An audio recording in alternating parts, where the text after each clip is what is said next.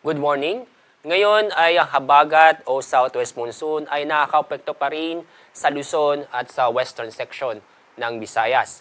Base sa ating mga data at analysis, magtatagal pa ang epekto ng habagat sa Luzon at sa western section ng Visayas sa susunod ng 5 araw. Samantala, yung low pressure area nasa labas ng ating Philippine Area of Responsibility ay kasalukuyan nasa layong more than 2,000 kilometers silangan ng extreme northern zone. At yung nakikita, wala pong epekto sa ating lagay panahon at inaasang malulusaw. At sa ating lagay ng panahon, maulap na kalangitan at may kasamang kalat-kalat na pag-ulan at thunderstorm sa Ilocos Region, Cordillera, ganoon din sa Cagayan, Batanes, Zambales, Bataan, Nueva Ecija, Tarlac at Pampanga.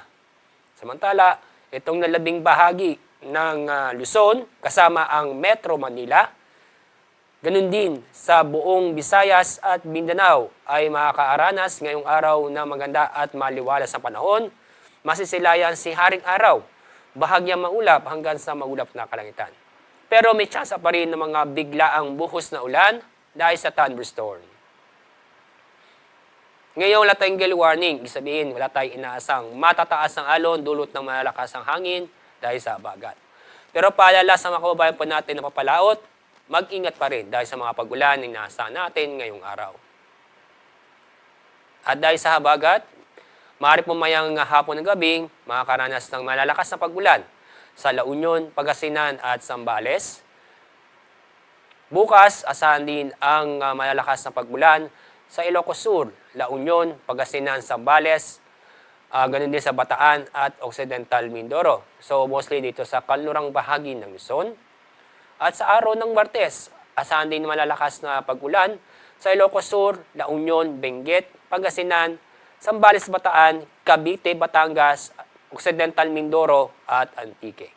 Kaya sa mga kababayan po natin, sa mga nabanggit na lugar mula ngayon at sa araw ng Martes, maghanda at maging alerto dahil sa mga pag-ulan na posibleng magdulot ng pagbaha o pagguho ng lupa, lalo-lalo na sa mga bababang lugar at malapit sa kailugan.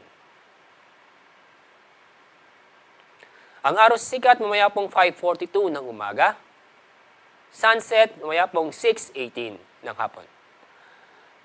Yan ang ating update mula sa Pag-asa. Ako po, Salazar D. Aurelio.